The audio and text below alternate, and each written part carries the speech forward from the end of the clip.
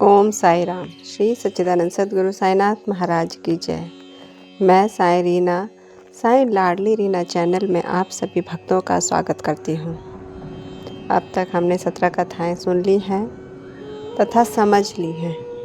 आज कथा 18 शीर्षक है साईं बाबा और पूर्ण समर्पण की शक्ति। तो आइए बाबा की कृपा से आज की कथा का शुभारंभ करते हैं।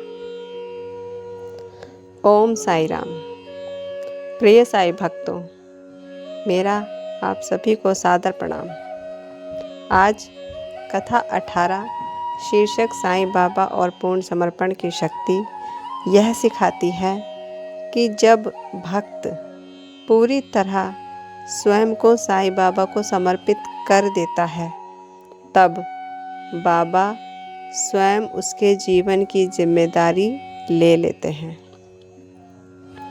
साईं बाबा कहते थे, जो मुझे सब कुछ सौंप देगा, मैं उसके जीवन की डोर अपने हाथों में ले लेता हूँ। तो आइए श्रद्धा और सबूरी के साथ आज की पावन कथा सुनते हैं। शिरडी में एक भक्त रहता था जो बहुत ही जिम्मेदार और श्रद्धालु था, लेकिन उसके जीवन में एक के बाद एक समस्याएं आती जा रही थीं।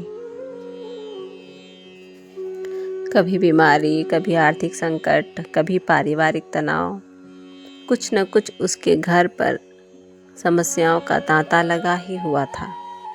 वह कुछ समझ नहीं पा रहा था कि मैं अपने इन संकटों का सामना एक साथ कैसे करूं, किस तरह से मैं अपनी समस्याओं का हल करूं।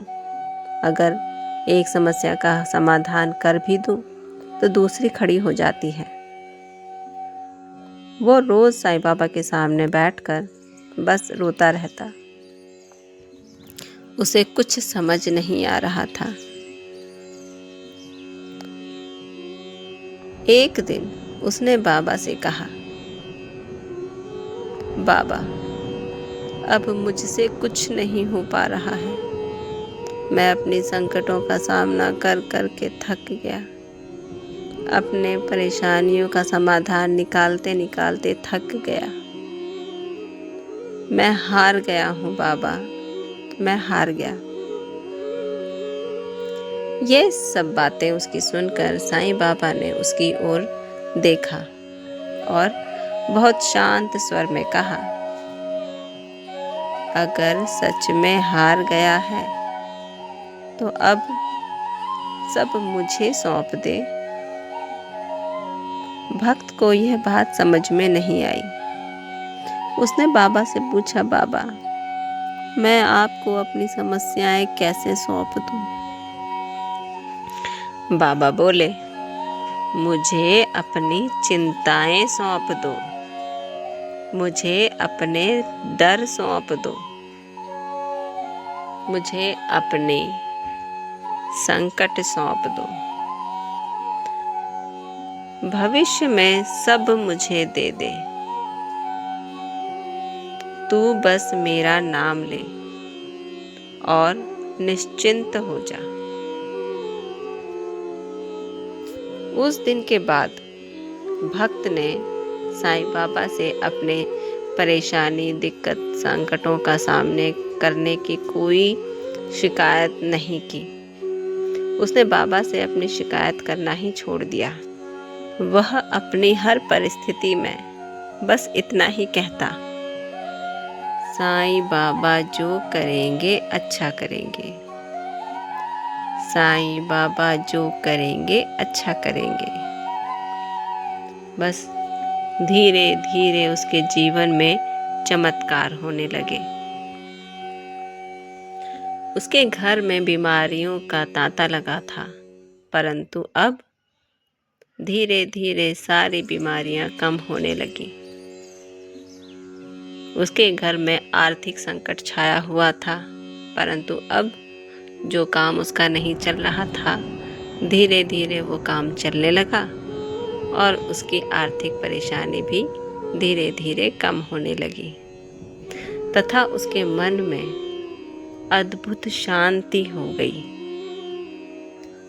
एक बार उस भक्त ने साईं बाबा से पूछा, बाबा, जब तक मैं अपने संकटों का सामना स्वयं कर रहा था तब तक मेरी समस्याएं बढ़ रही थीं तथा कोई मार्ग ही मुझे समझ नहीं आ रहा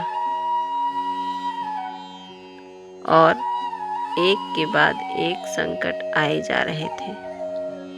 एक सुलझाऊं दूसरा खड़ा है तथा दूसरा सुलझाऊं तो तीसरा आ ही जाता था।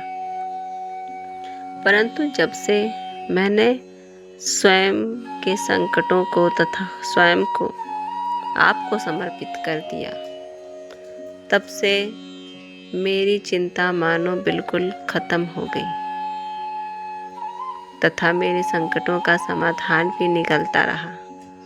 आपने कई बार मुझे चमत्कार भी दिखा दिए। ऐसा कैसे हो जाता है? तब बाबा ने कहा, समर्पण। जब भक्त पूरी तरह स्वयं को मुझे समर्पित कर देता है, तब भक्त की सारी जिम्मेदारी मैं ले लेता हूँ। उसके जो भी संकट हैं, दुख हैं, परेशानी हैं, समस्याएं हैं, वो सब मेरी हो जाती हैं तथा धीरे धीरे मैं उन सभी संकटों का समाधान करता रहता हूँ। परंतु समर्पण क्या है? बाबा ने कहा, समर्पण का अर्थ ये नहीं कि तुम कुछ ना करो। समर्पण का अर्थ है कि फल की चिंता मत करो, फल की चिंता छोड़ दो। अर्थात समर्पण का अर्थ कर्म करते रहिए परंतु उस फल की चिंता मत कीजिए। इस कथा से हमें सीख मिलती है कि जब हम सब कुछ खुद करना चाहते हैं तब बोझ बढ़ता रहता है। अर्थात जब हम अपने संकट, चिंता, परेशानियों का समाधान स्वयं ढूंढते रहते हैं और उनका समाधान करते रहते हैं तो समाधान कभी कभी होता है, कभी नहीं होता, परंतु दूसरी समस्या आके खड़ी हो जाती है। और जब सब बाबा को सौंप देते हैं तब जीवन हल्का सा हो जाता है।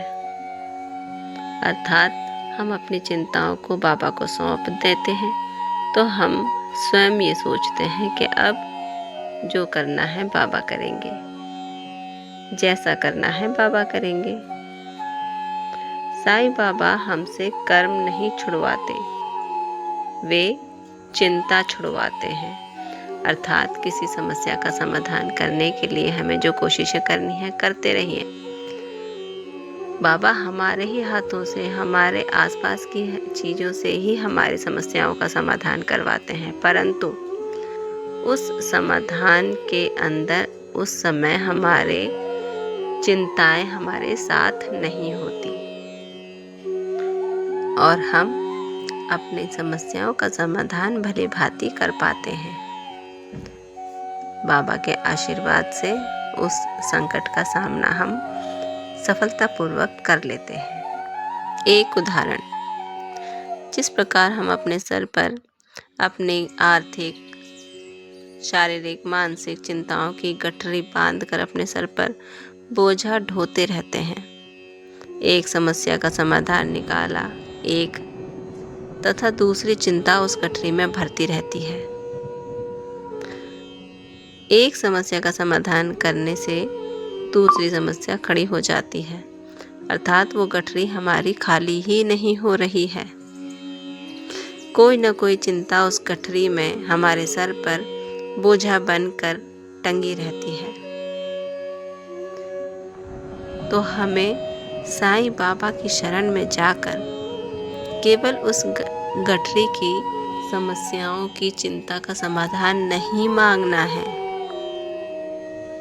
हमें बाबा की श्री चरण में जाकर उस गठरी को ही बाबा के चरणों में रख देनी है। अर्थात उस चिंता, उस समस्या, उस परेशानी, उस संकट को, उस बंधी बंधाई गठरी को उठाकर बाबा के श्री चरणों में रख देना है और कहना है, बाबा इस गठरी का जो भी समाधान है, जिस भी समस्या का जैसा भी समाधान निकले, उसका समाधान आप कीजिए।